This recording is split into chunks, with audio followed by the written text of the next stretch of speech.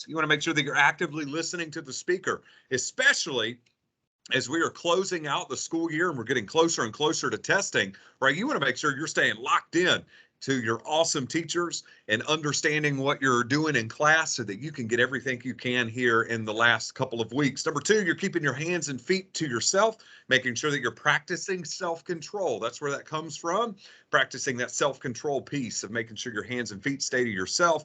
Number three, you're cleaning up your area, right? To have an awesome looking school, we have to all pitch in as a community. So making sure that we're cleaning up not only our area, but if we see something in the hallway, we're making sure that we're picking that up. We're keeping our hands and feet off of the walls and not picking at the paint or our murals. We're keeping our school clean and nice. And number four, being kind to others with our words and actions.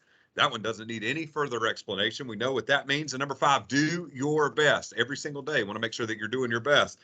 Take a look at this awesome weather, right? Yesterday was a beautiful day. This morning was awesome. The sun is shining this morning. High of 74 today, 76 throughout the remainder of the week. It looks like we'll be able to get some recess in today, tomorrow, Thursday, maybe even Friday, but it's looking like a great week in the Eagle's Nest. Just a couple of updates, right? So our last week of tutoring starts tomorrow, right? So Wednesday, Thursday, those are our last 2 days of after-school tutoring for this year. Hard to believe that it's that is coming to an end, but our kindergarten, first, second, third, fourth, and fifth graders that participate in tutoring, you will tutor tomorrow after school, and then on Thursday, it's just our third, fourth, and fifth graders for their last day of that as well. Hey, make sure that you're doing a great job with this, but make sure that we're continuing to put our cell phones up in our book bags after announcements every single morning or before announcements whenever your teacher asks you to do that. Thank you for continuing to do that. As that eliminates those distractions throughout the day so that we can stay focused on what we're trying to get to.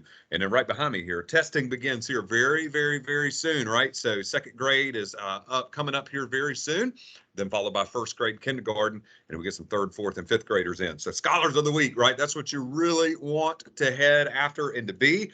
3 scholars talked to me about that this morning as they were entering in the building off the buses and the cars.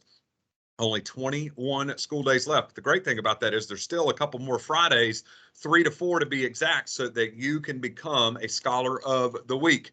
So making sure that we're doing everything we can in these last 21 days to be excellent, to become a Scholar of the Week. And then also there's a reminder for our third, fourth, and fifth graders, right? 12 school days left until we start testing. So making sure that you're doing everything you can to do this. Finishing the race strong. So let me talk to you a little bit about finishing the race. So yesterday I kind of did a little intro about this, but anytime you're running a race, let's think about a marathon, right? A marathon is quite a lot of miles, right? Over 20 miles that you're running to try to finish the race, right? And cross that ribbon and cross the finish line. Well, it's a lot like finishing a school year because it is a long year, right? Especially this year and last year, everything that we've been through, but just finishing out the race is something that takes some skills and takes some talent to be able to finish the race. Now, just think about scholars when you start a race, right? You're pumped up, you're ready, you're full of energy and all of that kind of stuff, and the whistle blows or whatever to signify the beginning of the race, and you're off, right? Well, as you know, anytime, let's say you're outside playing, and you're outside playing for, the first 5 minutes, and you're full of energy. But after about 30 minutes, 45 minutes in the sun, all right, it starts to take its toll on you. Just imagine running a race or running a marathon of that magnitude as well. You start to get tired out after a while. So there's a couple ways that I want us to finish the race this year. And so when I say finish the race, I'm talking about finishing the school year strong, right? From kindergarten, pre-K, fifth grade, fourth grade, whatever grade you're in, finishing the race strong. Here's the 3 ways that we're going to do it. Today, we're going to talk about taking a breath and speak it. Tomorrow, we'll talk a little bit about reflect and fix your stride. And then we're going to talk about on Thursday, prepare to win and expect to win, right? So 3 things on how you can finish the race. So before we do that, I want to show you this. So we talked a little bit about this yesterday, but there is something called the wall, all right? Now, no, I'm not just talking about the things that are all around you right now in your classrooms. In a marathon, right, marathon is about 26 miles, a little over 26 miles.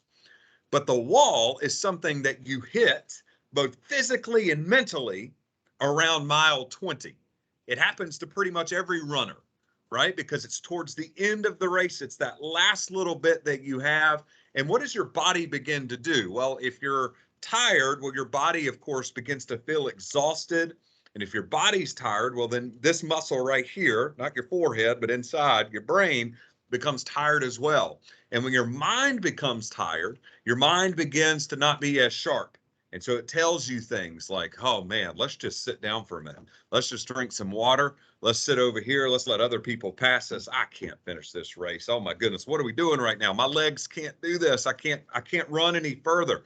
So you begin to hit that wall. Well, if you take a look, right, at this runner right here, she hit the wall after about 20 miles, right? You're hunched over, but you have to find a way to continue to finish the race. So a lot like the wall, it reminds me of the end of a school year, right? Take a look at these scholars. They're a little tired. Why? Because you guys have been in school for over 1,200 hours this year. That's 1,200 hours that you've been sitting in the eagle's nest. That's over 150 days of school. So the wall in running is the last, it hits around mile 20.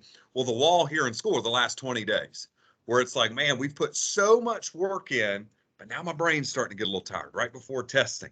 Man, I don't know if I can finish strong this year. And your brain begins to tell you all these things, but guess what? You can stop that. You can stop and really project positivity on yourself. And here's a way that you can do it, right? First off is taking a deep breath.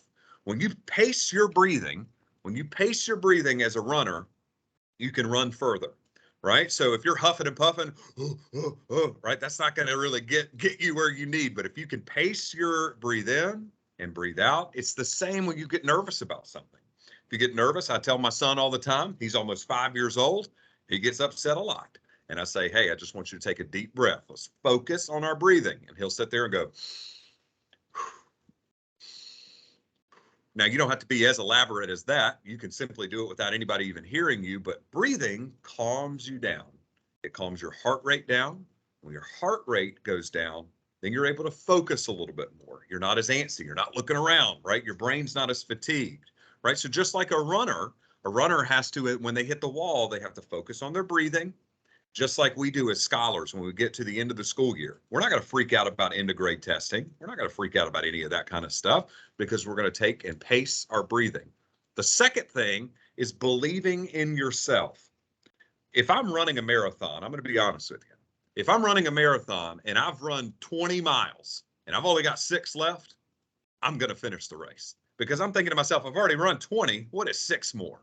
Right? And so I want you to have that mindset as well. You've already done over 150 days of school. What's 20 more? You've got this made, right? So believing in yourself that you can accomplish it. You can finish it. So think about this for just a second, scholars, as we finish up our lesson this morning.